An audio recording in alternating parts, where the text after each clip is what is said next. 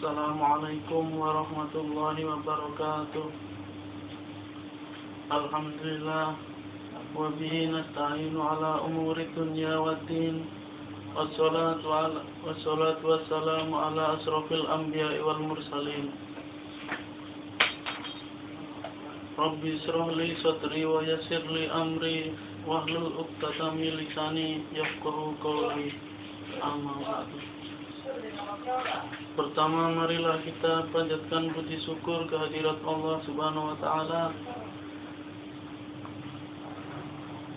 yang telah melimpahkan rahmat, taufik, hidayah serta inayahnya, dan tak lupa kita selalu panjatkan rasa syukur atau menjunjungkan Nabi besar Muhammad Sallallahu Alaihi Wasallam yang kita nanti-nantikan syafaatnya di yaumil qiyamah. Amin ya rabbal alamin.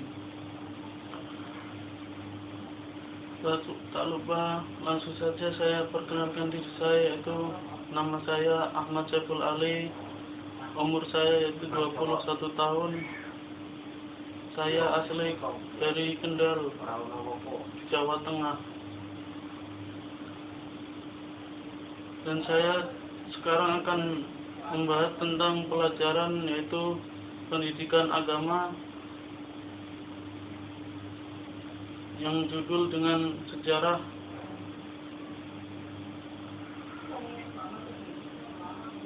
penyebaran Wali Songo di Jawa.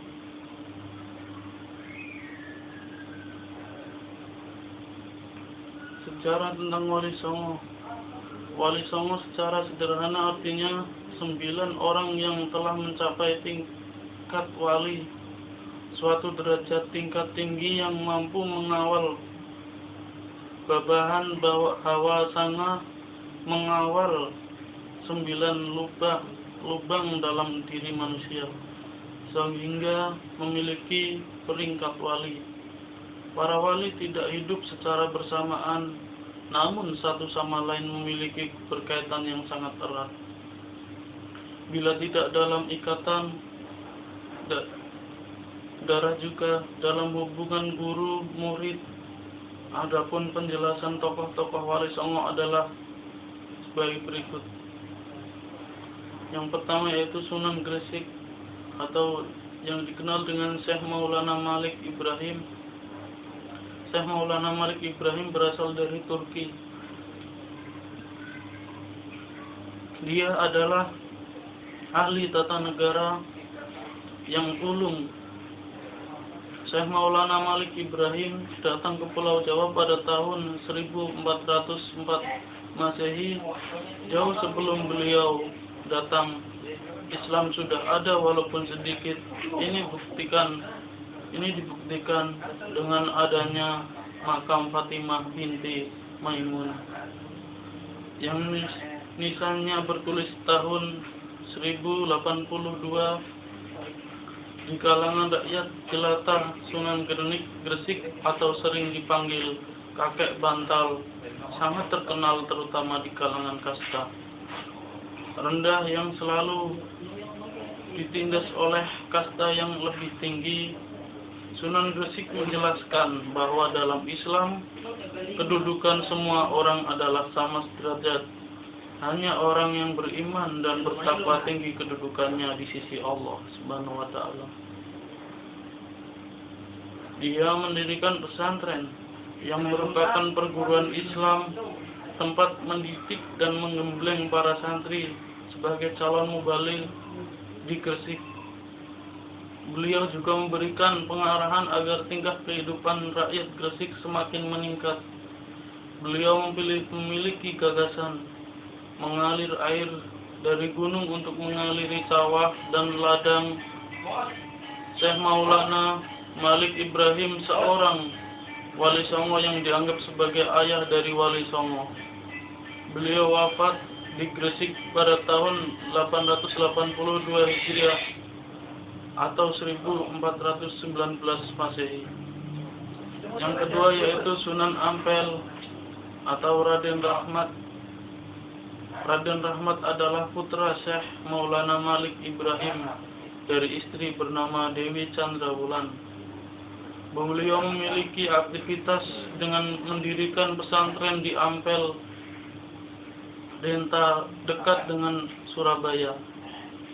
Di antara pemuda dan mendidik itu tercatat antara lain Raden Paku atau Sunan Giri, Raden Fatah atau Sultan pertama Kesultanan Islam Bintoro Demak, yaitu Raden Makdum Ibrahim, putra Sunan Ampel sendiri dan dikenal sebagai Sunan Bonang, yaitu yang selanjutnya itu Syarifuddin atau Sunan Derajat dan Maulana Ishak. Menurut Babat Diponegoro, Sunan Ampel sangat berpengaruh di kalangan istana Majapahit. Bahkan istrinya pun berasal dari kalangan istana Raden Fatah, putra Prabu Brawijaya, Raja Majapahit. Menjadi murid Ampel, Sunan Ampel tercatat sebagai perancang kerajaan Islam di Pulau Jawa. Dialah yang mengangkat Raden Fatah sebagai Sultan pertama di Demak. Di samping itu, Sunan Ampel juga ikut mendirikan Masjid Agung Demak pada tahun 1479 bersama wali-walinya. Pada awal Islamisasi Pulau Jawa, Sunan Ampel menginginkan agar masyarakat menganut keyakinan yang murni. Ia tidak setuju bahwa kebiasaan rakyat seperti kenduri, salamatan, sesaji dan sebagainya tetap hidup dalam sistem sosial kultural masyarakat yang telah memeluk agama Islam. Namun wali-wali yang mendapat bahwa untuk sementara semua kebiasaan tersebut harus dibiarkan karena masyarakat sulit meninggalkannya secara serentak. Akhirnya Sunan Ampel menghargainya. Hal tersebut terlihat dari persetujuannya ketika Sunan Kalijaga dalam usahanya menarik penganut Hindu dan Buddha, mengusulkan agar adat istiadat Jawa itulah yang diberi warna Islam. Dan beliau wafat pada tahun 1478, dimakamkan di sebelah Masjid Ampel. Yang ketiga yaitu Sunan Bonang atau Raden Makdum Ibrahim. Nama aslinya adalah Raden Makdum Ibrahim. Beliau putra Sunan Ampel. Sunan Bonang terkenal sebagai ahli ilmu kalam dan tauhid. Beliau dianggap sebagai pecinta gending pertama dan rangka mengembangkan ajaran Islam di pesisir utara Jawa Timur. Setelah belajar di Pasai Aceh, Sunan Bonang kembali ke Tuban, Jawa Timur untuk mendirikan pondok pesantren. Santri-santri yang menjadi muridnya berdatangan dari berbagai daerah. Sunan Bonang dan para wali lainnya dalam menyebarkan agama Islam selalu menyesuaikan dengan corak kebudayaan masyarakat Jawa yang sangat menggemari wayang serta musik gamelan. Mereka memanfaatkan pertunjukan tradisional itu sebagai media dakwah Islam. Dengan menyisipkan napas Islam ke dalamnya, syair lagu gamelan ciptaan para wali tersebut terdiri pesan tauhid, sikap menyembah Allah Subhanahu wa taala dan tidak menyekutukannya. Setiap bait lagu diselingi dengan syahadatain atau ucapan dua kalimat syahadat. Gamelan yang mengiringi kini dikenal dengan istilah sekaten yang berasal dari syahadatain. Sunan Bonang tersendiri menciptakan lagu yang dikenal dengan tembang Durma, sejenis macapat yang melukiskan suasana tegang, bengis dan penuh amarah. Sunan Bonang wafat di Pulau Bawen pada tahun 1525 Masehi. Yang keempat yaitu Sunan Giri. Sunan Giri merupakan putra dari Maulana Ishak dan ibunya bernama Dewi Sakardadu putra Menak Samboja. Kebesaran Sunan Giri terlihat antara lain sebagai anggota Dewan Wali Songo. Nama Sunan Giri tidak bisa dilepaskan dari proses pendirian kerajaan Islam pertama di Jawa. Ia adalah wali. Secara aktif itu merencanakan berdirinya negara itu serta terlihat dalam penyerangan ke Majapahit sebagai militer. Sunan Giri atau Raden Paku dikenal sangat dermawan, yaitu dengan membagikan barang dengan dagangan kepada rakyat Banjar yang sedang dilanda musibah. Beliau pernah bertafakur. Ia teringat pada pesan ayahnya sewaktu belajar di Pasai untuk mencari daerah yang tanahnya mirip dengan yang dibawahi dari negeri Pasai melalui desa Margoto. Sampailah Raden Paku di daerah perbatasan yang hawanya sejuk. Lalu dia mendirikan pondok pesantren yang dinamakan Pesantren Giri. Tidak berselang lama, hanya dalam waktu 3 tahun pesantren tersebut dikenal di seluruh Nusantara. Sunan Giri sangat berjasa dalam penyebaran Islam, baik Jawa ataupun Nusantara. Baik dilakukannya sendiri waktu muda melalui berdagang atau bersama muridnya.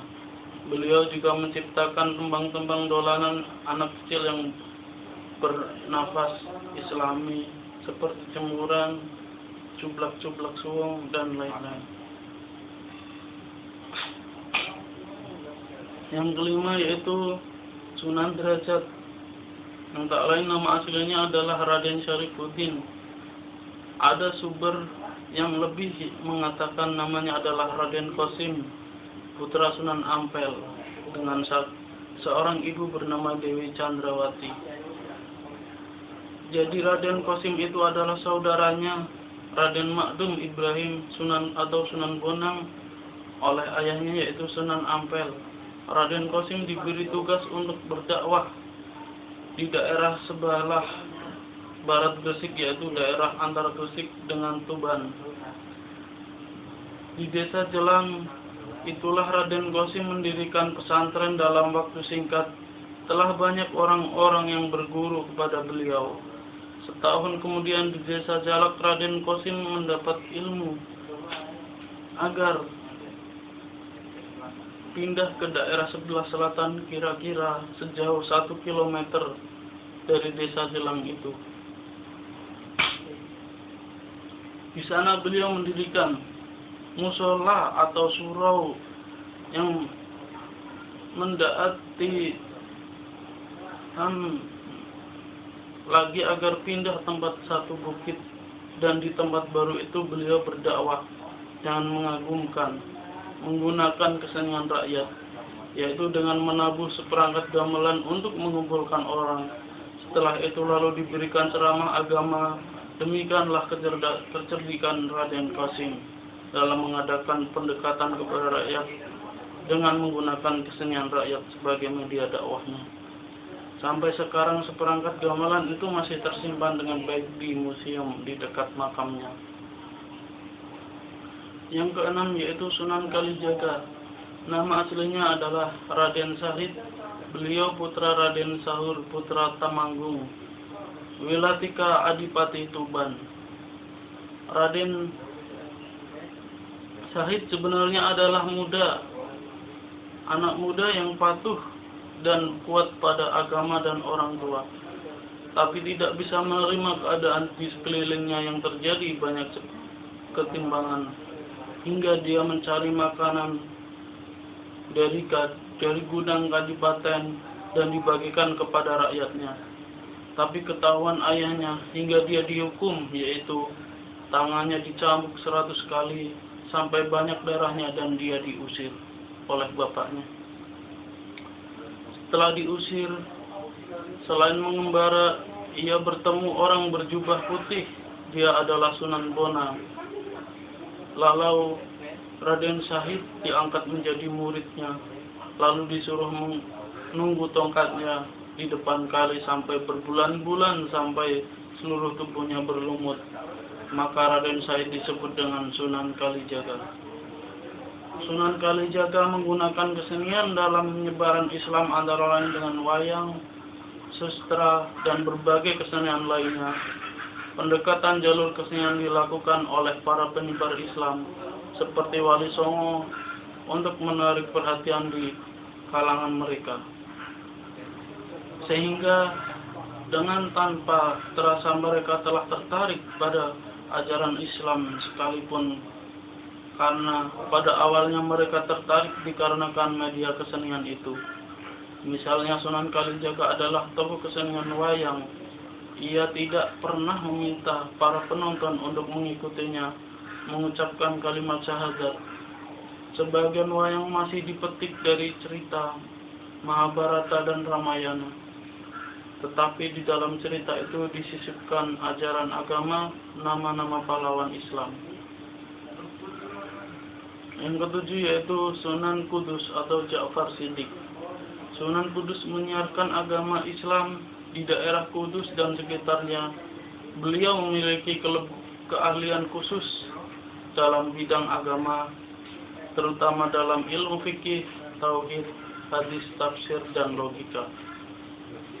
Karena itulah di antara Wali Songo hanya ia yang mendapat julukan wali ilmu, wali yang luas ilmunya, dan arena keluasan ilmunya ia didatangi oleh banyak penuntut ilmu dari berbagai daerah di Nusantara. Ada cerita yang mengatakan bahwa Sunan Kudus pernah belajar di Baitul Maqdis, Palestina, dan pernah berjasa memberantas penyakit yang menelan banyak korban di Palestina.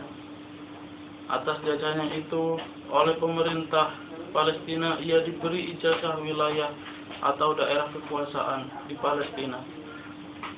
Namun Sunan Kudus mengharapkan hadiah tersebut dipindah ke Pulau Jawa dan oleh Amir atau penguasa setempat. Permintaan itu dikabulkan. Sekembalinya ke Jawa, ia mendirikan masjid di daerah Loran atau pada tahun 1549 Masehi. Masjid itu diberi nama Masjid Al-Aqsa atau Al-Manar, Masjid Menara Kudus. Dan daerah sekitarnya diganti dengan nama Kudus, diambil dari nama sebuah kota di Palestina, Al-Quds.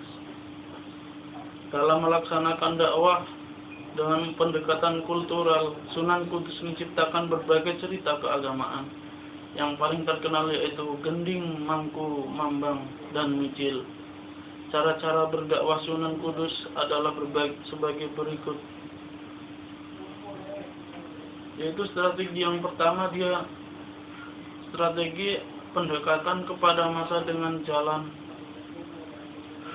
Yaitu yang pertama, membiarkan adat istiadat lama sulit diubah, menghindarkan konfrontasi secara langsung dalam menyiarkan agama Islam. Yang ketiga yaitu Tutpuri Handayani. Yang keempat, bagian adat istiadat yang tidak sesuai dengan mudah diubah langsung diubah.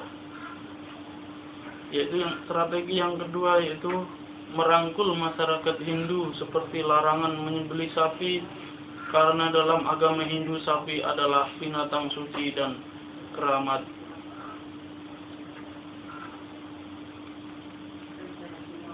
Strategi yang ketiga yaitu merangkul masyarakat Buddha setelah masjid. Terus Sunan Kudus mendirikan pedesaan tempat wudhu dengan pancuran yang berjumlah 8. Di atas pancuran diberi arka kepala kebo gumarang di atasnya. Hal ini disesuaikan dengan ajaran Buddha, jalan berlipat dalam 8 atau asta sungkika marga. Strategi yang keempat yaitu selamatan mitoni. Biasanya sebelum acara selamatan diadakan membacakan sejarah Nabi. Sunan Kudus wafat pada tahun 1550 Masehi dan dimakamkan di Kudus. Di pintu makam Kanjeng Sunan Kudus terukir kalimat Asmaul Husna yang berangka tahun 1296 Hijriah atau 1878 Masehi.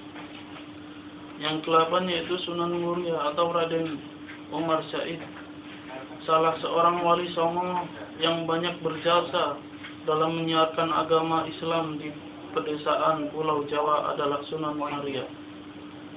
Beliau lebih terkenal dengan nama Sunan Muria karena pusat kegiatan dakwahnya dan makamnya terletak di Gunung Muria, 18 km di sebelah utara kota Kudus sekarang. Beliau adalah putra dari Sunan Kalijaga dengan Dewi Saroh, nama aslinya Raden Umar Said. Dalam berdakwah, ia seperti ayahnya, yaitu menggunakan cara halus, ibarat mengambil ikan tidak sampai keruh airnya. Ayahnya yaitu menggunakan cara halus. Muria dalam menyebarkan agama Islam, sasaran dakwah beliau adalah para pedagang, nelayan, dan rakyat jelata. Beliau adalah satu-satunya wali yang mempertahankan kesenian gamelan dan wayang sebagai alat dakwahnya. Dan beliau pula lah yang menciptakan tembang sinom dan kinanti. Beliau banyak mengisi tradisi Jawa dengan nuansa Islami seperti nulung dino, mitong dino, nyatus dino, dan sebagainya. Lewat tembang-tembang yang diciptakannya, Sunan Muria mengajak umatnya untuk mengamalkan ajaran Islam. Karena itulah Sunan Muria lebih senang berdakwah pada rakyat jelata daripada kaum bangsawan. Cara berdakwah inilah yang menyebabkan Sunan Muria dikenal sebagai Sunan yang suka berdakwah tapangeli, yaitu menganjurkan diri dalam masyarakat. Yang ke-9 atau Sunan yang terakhir yaitu Sunan Gunung Jati atau nama aslinya yaitu Syarif Hidayatullah, salah seorang dari wali songo yang banyak berjasa dalam menyebarkan Islam di Pulau Jawa, terutama di daerah Jawa Barat. Juga pendiri Kesultanan Cirebon, nama aslinya Syarif Hidayatullah. Dialah pendiri dinasti Raja-Raja Cirebon. Dan kemudian juga Banten. Sunan Gunung Jati adalah cucu Raja Pejajaran Prabu Siliwangi. Setelah selesai menuntut ilmu pada tahun 1470, ia berangkat ke Tanah Jawa untuk mengamalkan ilmunya. Di sana beliau bersama ibunda disambut gembira oleh Pangeran Cakrabuana. Syarifah Mudain minta agar diizinkan tinggal di Pasumbang Gunung Jati, dan di sanalah mereka membangun pesantren untuk meneruskan usahanya Syekh Datuk Latif, gurunya Pangeran Cakrabuana. Oleh karena itu Syarif Hidayatullah dipanggil Sunan Gunung Jati. Lalu ia dinikahkan dengan putri Cakrabuana, Nyi Pakung Wati. Kemudian ia diangkat menjadi Pangeran Cakrabuana yaitu pada tahun 1479 Masehi. Dengan diangkatnya ia sebagai Pangeran Dakwah Islam, dilakukannya melalui diplomasi dengan kerajaan lain.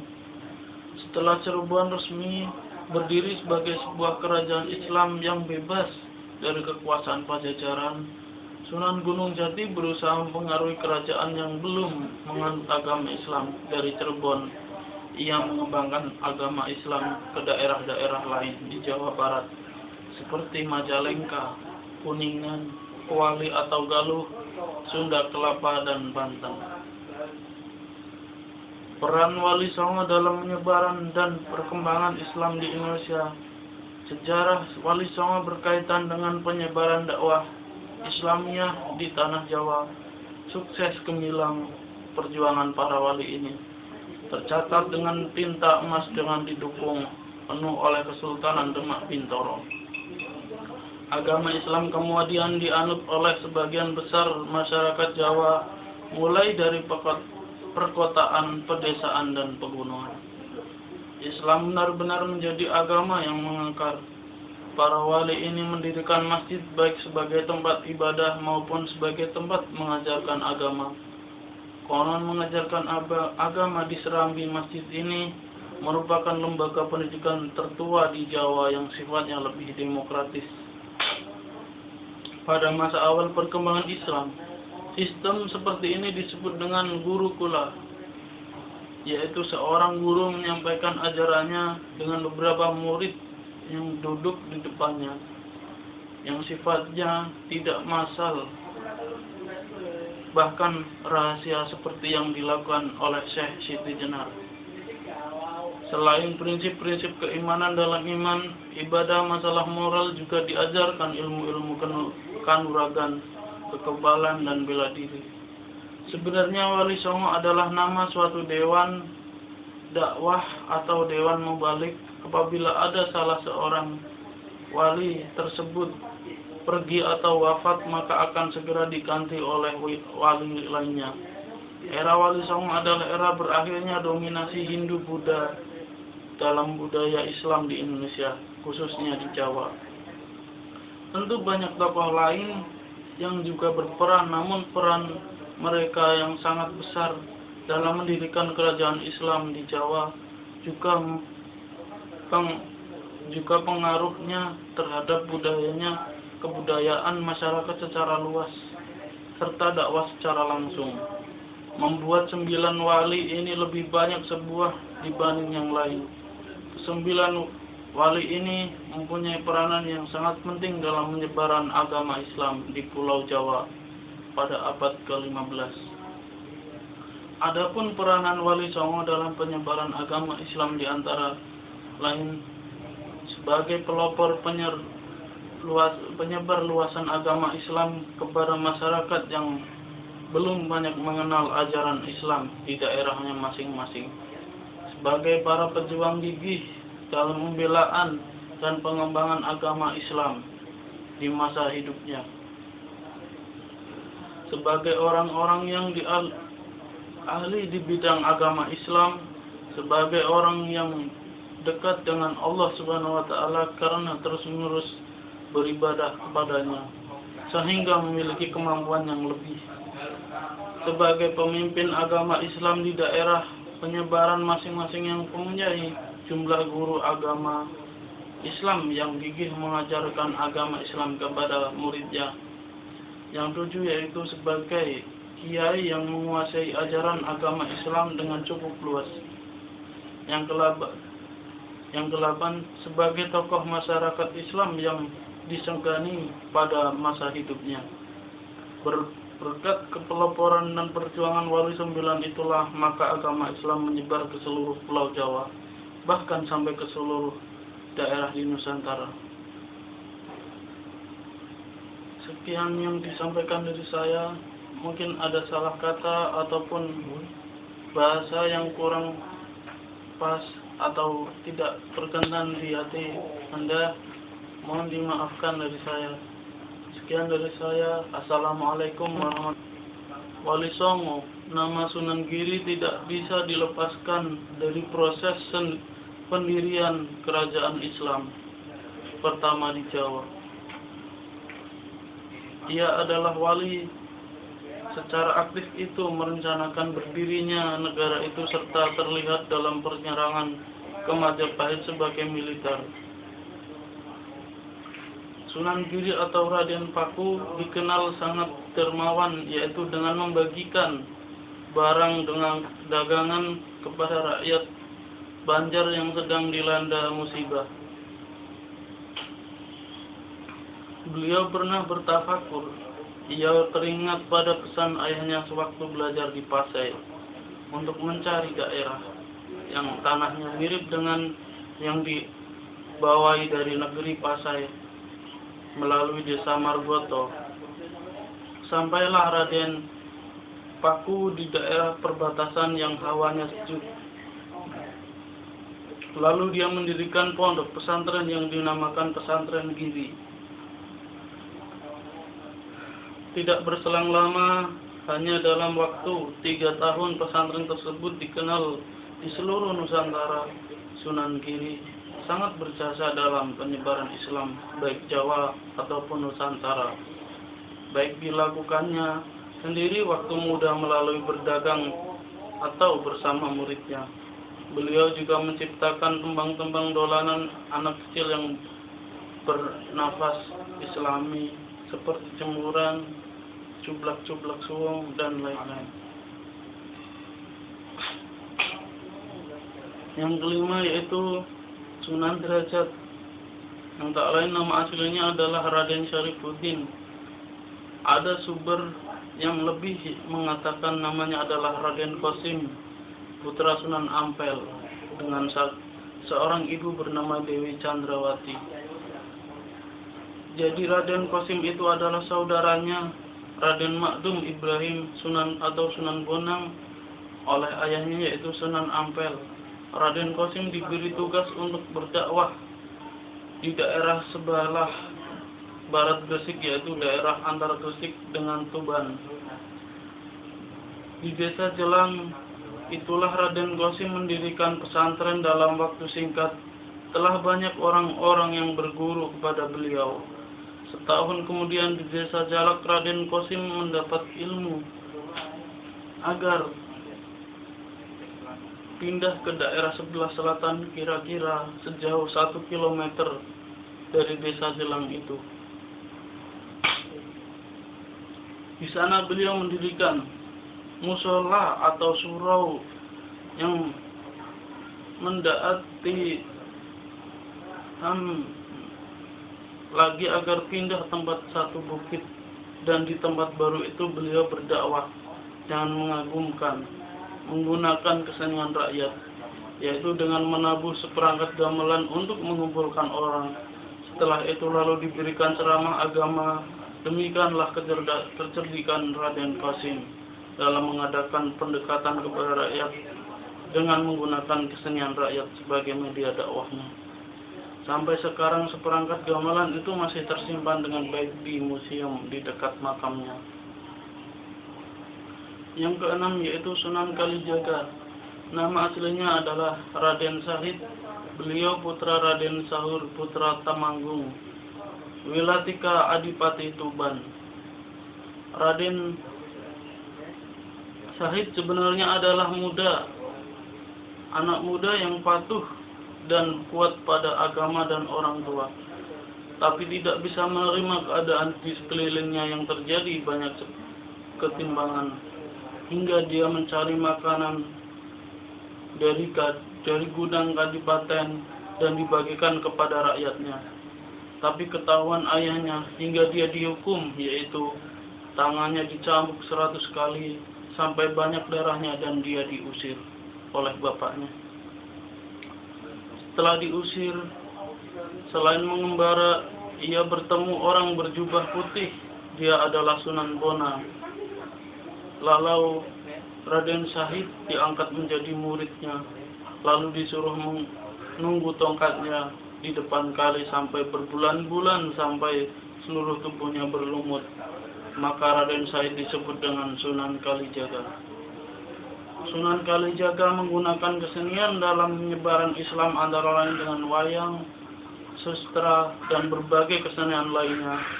Pendekatan jalur kesenian dilakukan oleh para penyebar Islam seperti Wali Songo untuk menarik perhatian di kalangan mereka. Sehingga dengan tanpa terasa mereka telah tertarik pada ajaran Islam sekalipun, karena pada awalnya mereka tertarik dikarenakan media kesenian itu. Misalnya Sunan Kalijaga adalah tokoh kesenian wayang. Ia tidak pernah meminta para penonton untuk mengikutinya mengucapkan kalimat syahadat. Sebagian wayang masih dipetik dari cerita Mahabharata dan Ramayana. Tetapi di dalam cerita itu disisipkan ajaran agama, nama-nama pahlawan Islam. Yang ketujuh yaitu Sunan Kudus atau Ja'far Siddiq. Sunan Kudus menyiarkan agama Islam di daerah Kudus dan sekitarnya. Beliau memiliki keahlian khusus dalam bidang agama, terutama dalam ilmu fikih, tauhid, hadis, tafsir, dan logika. Karena itulah di antara wali songo, hanya ia yang mendapat julukan wali ilmu, wali yang luas ilmunya, dan arena keluasan ilmunya ia didatangi oleh banyak penuntut ilmu dari berbagai daerah di Nusantara. Ada cerita yang mengatakan bahwa Sunan Kudus pernah belajar di Baitul Maqdis, Palestina, dan pernah berjasa memberantas penyakit yang menelan banyak korban di Palestina. Atas jasanya itu, oleh pemerintah Palestina, ia diberi ijazah wilayah atau daerah kekuasaan di Palestina. Namun Sunan Kudus mengharapkan hadiah tersebut dipindah ke Pulau Jawa dan oleh Amir atau penguasa setempat. Permintaan itu dikabulkan. Sekembalinya ke Jawa, ia mendirikan masjid di daerah Loran atau pada tahun 1549 Masehi. Masjid itu diberi nama Masjid Al-Aqsa atau Al-Manar, Masjid Menara Kudus. Dan daerah sekitarnya diganti dengan nama Kudus, diambil dari nama sebuah kota di Palestina, Al-Quds. Dalam melaksanakan dakwah dengan pendekatan kultural, Sunan Kudus menciptakan berbagai cerita keagamaan. Yang paling terkenal yaitu Gending, Mangku, Mambang, dan Micil. Cara-cara berdakwah Sunan Kudus adalah sebagai berikut. Yaitu strategi yang pertama, strategi pendekatan kepada masa dengan jalan. Yaitu yang pertama, membiarkan adat istiadat lama sulit diubah, menghindarkan konfrontasi secara langsung dalam menyiarkan agama Islam. Yang ketiga yaitu Tutwuri Handayani. Yang keempat, bagian adat istiadat yang tidak sesuai dengan mudah diubah langsung diubah. Yaitu strategi yang kedua yaitu merangkul masyarakat Hindu, seperti larangan menyembelih sapi, karena dalam agama Hindu sapi adalah binatang suci dan keramat.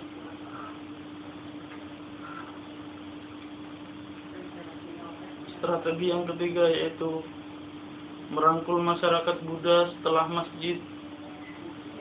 Terus Sunan Kudus mendirikan pedesaan tempat wudhu dengan pancuran yang berjumlah 8. Di atas pancuran diberi arka kepala kebo gumarang di atasnya. Hal ini disesuaikan dengan ajaran Buddha, jalan berlipat dalam 8 atau asta sungkika marga. Strategi yang keempat yaitu selamatan mitoni. Biasanya sebelum acara selamatan diadakan membacakan sejarah Nabi. Sunan Kudus wafat pada tahun 1550 Masehi dan dimakamkan di Kudus. Di pintu makam Kanjeng Sunan Kudus terukir kalimat Asmaul Husna yang berangka tahun 1296 Hijriah atau 1878 Masehi. Yang ke-8 yaitu Sunan Muria atau Raden Umar Said, salah seorang wali songo yang banyak berjasa dalam menyiarkan agama Islam di pedesaan Pulau Jawa adalah Sunan Muria. Beliau lebih terkenal dengan nama Sunan Muria karena pusat kegiatan dakwahnya dan makamnya terletak di Gunung Muria, 18 km di sebelah utara kota Kudus sekarang. Beliau adalah putra dari Sunan Kalijaga dengan Dewi Saroh, nama aslinya Raden Umar Said. Dalam berdakwah, ia seperti ayahnya, yaitu menggunakan cara halus. Ibarat mengambil ikan, tidak sampai keruh airnya. Ayahnya yaitu menggunakan cara halus. mulia dalam menyebarkan agama Islam. Sasaran dakwah beliau adalah para pedagang, nelayan, dan rakyat jelata. Beliau adalah satu-satunya wali yang mempertahankan kesenian gamelan dan wayang sebagai alat dakwahnya.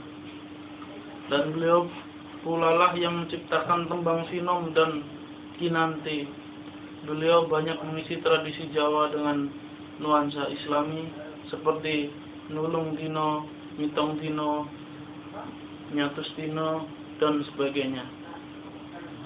Lewat tembang-tembang yang diciptakannya, Sunan Muria mengajak umatnya untuk mengamalkan ajaran Islam. Karena itulah Sunan Muria lebih senang berdakwah pada rakyat jelata daripada kaum bangsawan. Cara berdakwah inilah yang menyebabkan Sunan Muria dikenal sebagai Sunan yang suka berdakwah tapangeli, yaitu menganjurkan diri dalam masyarakat. Yang kesembilan atau Sunan yang terakhir yaitu Sunan Gunung Jati, atau nama aslinya yaitu Syarif Hidayatullah, salah seorang dari Wali Songo yang banyak berjasa dalam menyebarkan Islam di Pulau Jawa, terutama di daerah Jawa Barat. Juga pendiri Kesultanan Cirebon, nama aslinya Syarif Hidayatullah. Ialah pendiri dinasti Raja-Raja Cirebon. Dan kemudian juga Banten. Sunan Gunung Jati adalah cucu Raja Pajajaran Prabu Siliwangi. Setelah selesai menuntut ilmu pada tahun 1470, ia berangkat ke tanah Jawa untuk mengamalkan ilmunya. Di sana beliau bersama ibunda disambut gembira oleh Pangeran Cakrabuana. Syarifah Mudain minta agar diizinkan tinggal di Pasemban Gunung Jati, dan di sanalah mereka membangun pesantren untuk meneruskan usahanya Syekh Datuk Latif, gurunya Pangeran Cakrabuana. Oleh karena itu Syarif Hidayatullah dipanggil Sunan Gunung Jati. Lalu ia dinikahkan dengan putri Cakrabuana, Nyi Pakung Wati. Kemudian ia diangkat menjadi Pangeran Cakrabuana yaitu pada tahun 1479 Masehi. Dengan diangkatnya ia sebagai Pangeran Dakwah Islam, dilakukannya melalui diplomasi dengan kerajaan lain. Setelah Cirebon resmi berdiri sebagai sebuah kerajaan Islam yang bebas dari kekuasaan Pajajaran, Sunan Gunung Jati berusaha mempengaruhi kerajaan yang belum menganut agama Islam dari Cirebon. Ia mengembangkan agama Islam ke daerah-daerah lain di Jawa Barat seperti Majalengka, Kuningan, Kuali atau Galuh, Sunda Kelapa, dan Banten. Peran Wali Songo dalam penyebaran dan perkembangan Islam di Indonesia. Sejarah Wali Songo berkaitan dengan penyebaran dakwah Islamiyah di tanah Jawa. Sukses gemilang perjuangan para wali ini tercatat dengan tinta emas dengan didukung penuh oleh Kesultanan Demak Bintoro. Agama Islam kemudian dianut oleh sebagian besar masyarakat Jawa, mulai dari perkotaan, pedesaan, dan pegunungan.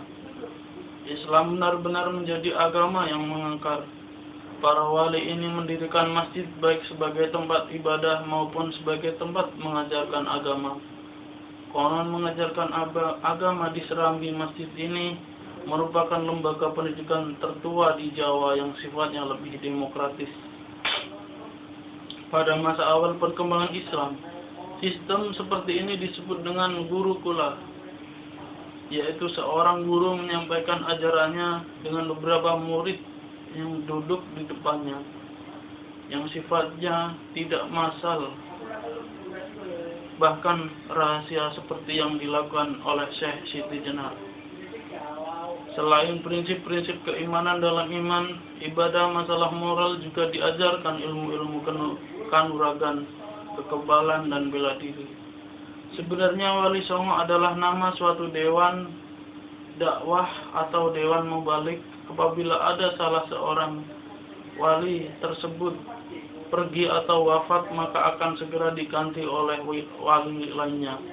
Era Wali Songo adalah era berakhirnya dominasi Hindu-Buddha dalam budaya Islam di Indonesia, khususnya di Jawa. Tentu banyak tokoh lain yang juga berperan, namun peran mereka yang sangat besar dalam mendirikan kerajaan Islam di Jawa juga pengaruhnya terhadap kebudayaan masyarakat secara luas, serta dakwah secara langsung. Membuat 9 wali ini lebih banyak sebuah dibanding yang lain.